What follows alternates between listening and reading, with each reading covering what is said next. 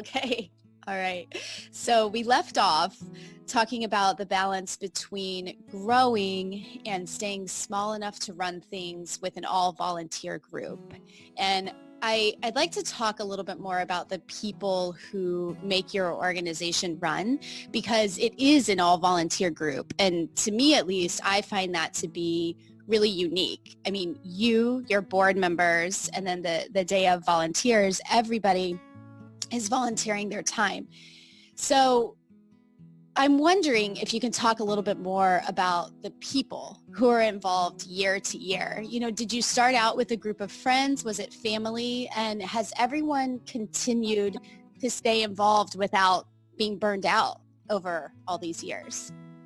So it's a great question. Yeah, I definitely started as a group of friends, and then, friends of friends, and that kind of thing. But a small family of friends and animal lovers. And then it's just grown. I think people hear about it. People come to our events. People see our events and aren't able to necessarily afford tickets to come to our gala, but they want to help somehow. And I think the feeling that they're helping kind of all of animal welfare. A lot of people don't want to volunteer actually with animals, although some people do, because they're afraid they'll want to bring them all home. And so it's a way to, give back without actually being exposed to the animals that you might want to bring home that you can't. So I think that's appealing to a lot of people. And I think it's just kind of been, it comes up in conversation, and we just managed to, attract some additional volunteers. And even some of the college students, they stay in the area. They continue to volunteer over the years. We post, in community calendars and things like that. And just kind of through word of mouth, every once in a while, every couple of months, I get an email or a message from somebody interested in volunteering. And, some of them don't pan out, and then some of them stay committed. So for every one that stays committed volunteer, it's great. I mean, we have a young lady who helps us with our event planning, and she's one of the 2 on-site volunteer leaders for the gala. And she just found us she found our website, and she was like, wow, I'm really interested, right out of college. And she's been with us for, several years now, and it's just great. So, and some people do come and go, and, things change, families develop, work changes. So you have different time availability, but I think everybody I don't think we've had anybody who doesn't remain committed in some way, shape, or form. Even people who move away, they still, donate or help in whatever way they can. And there are, as you well know, there are ways to help remotely.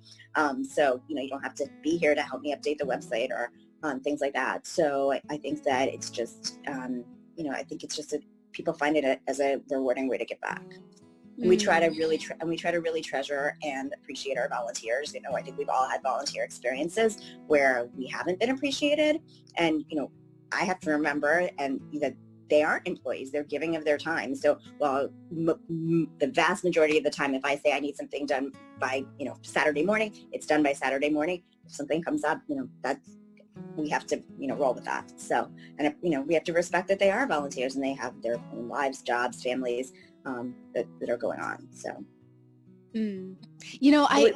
go ahead. Did you want to say something? No, I was just going to say we always have a backup plan. Always has to be a plan B. Well, there's a lot to be said for having a plan B too. I would imagine not everybody always has a plan B. So. Well, sometimes plan B is staying up all night and doing it yourself. So. Right.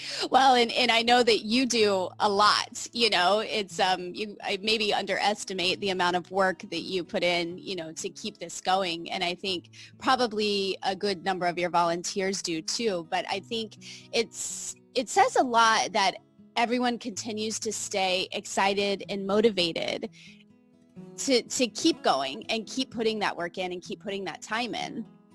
And, you have something to say. Go ahead. Yeah. No, I was just going to say, I think that we've managed to find a balance between stagnation, where you just get into your routine and don't grow, and craziness and lack of stability. So I think we have that, a nice balance there, where we've added new board members who bring in new ideas and new energy, while still keeping our founders engaged. So I think that's been really, really good. I mean, I think we kind of have a structure that we're committed to, but we're completely open to new ideas about growing and things like that. So I think we try to be flexible, but we have a core idea of who we are. Yeah, makes sense. That makes a lot of sense. And I think that, you do 2 events a year, right? Has that been something that you had to consciously make the decision of at some point? You have one event in the fall and one event in the spring, and I wonder if that also helps manage burnout of people. Yeah, so I think we decided we really need to limit ourselves to 2 events because we just don't have 2 events that we put on as a board, as an organization. We have third-party events that other people put on for us and we promote and we attend. We had a little thing at a brewery a few weeks ago. They put on, they got all the raffle items donated, but we staffed the event and we, promoted it and everything like that.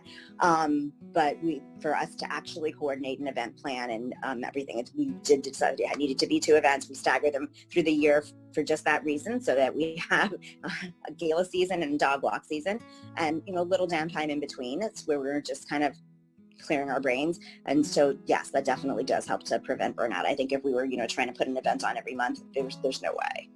Yeah. I do think that's a key learning. I had the same learning with Animal Walk Tokyo years ago. We had something similar. Things were growing. So we get excited and we're doing more events. And I think we got up to like 4 or 5 events in the year. And then we all looked at each other. We were like, we can't handle this, Right. So we went back to a fall event and a spring event. And I think that's a learning probably a lot of people go through, that you get to a point where you kind of have to downsize a little just to keep your energy and your morale up so that you can continue to keep it. And plus you want to be able to put on, quality events. And I think that also waters it down a little bit. If there's an event every month, people are like, oh, I'll go next month. So this way people are like, oh, I better go now or else. And we also tried to do 2 different events that would appeal to 2 different demographics, so that yes, some people definitely go to both and enjoy both, but the gala is more of a kind of upscale event. It's not kid friendly, it's not pet friendly. It's, you want to get together with your friends or your loved one and, have a date night, where the dog walkathon, it's kid friendly, it's pet friendly, it's fun for the whole family. So it's more of like a family friendly event. And, also the price points are very different. So maybe somebody can pay $20 to walk in the dog walk, but can't or won't pay $200 to come to the gala. So I feel like we can appeal to, something in everybody. So that way. It's such a great balance, and also such a great way to really dig into the various parts of the community. So much of what you do is built on really building the Central Florida community to support animal welfare. And by being diverse in what you offer, it allows like so many more people to come into the fold and make a difference, feel like they're making a difference. And we also make a lot of connections at the dog walk. We have vendors there. And so a lot of people, they pay $75 for their vendor booth. And, they're able to, meet all those people and interact with all those people. It makes our event have more splash, and it's good for the vendors too. So, and it exposes a lot of pet-friendly businesses, gives them good exposure. We make sure that we vet the vendors, that they're, good, solid citizens before we allow them at our event. But it's a good opportunity for people to reach the community too. Yeah, I love that.